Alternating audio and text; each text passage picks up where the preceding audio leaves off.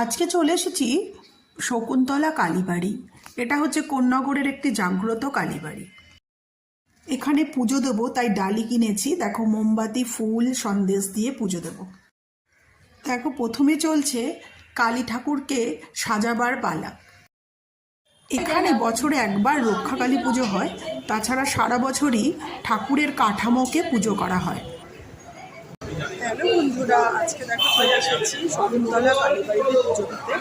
এখানে আজকে শনিবার। আজকে এখানে শকুন্তলা, এটা কোন্নগরে অবস্থিত। শকুন্তলা কালী ঠাকুর খুবই জাগ্রত। আজকে এখানে এসেছি পুজো দিতে।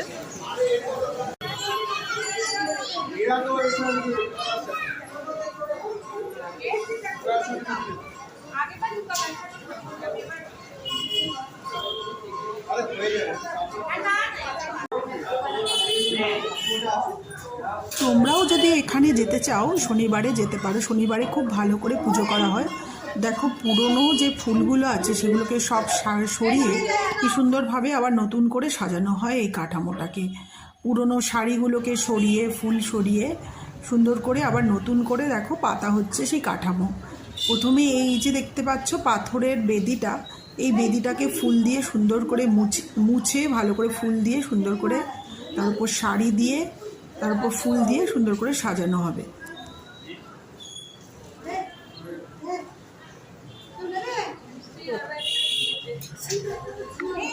এইবার লাইন দিয়ে দাঁড়াতে হবে ঠাকুরের পুজো দেওয়ার জন্য। যে পুরোহিত আছে সে আস্তে আস্তে পুজো নেবে সবার।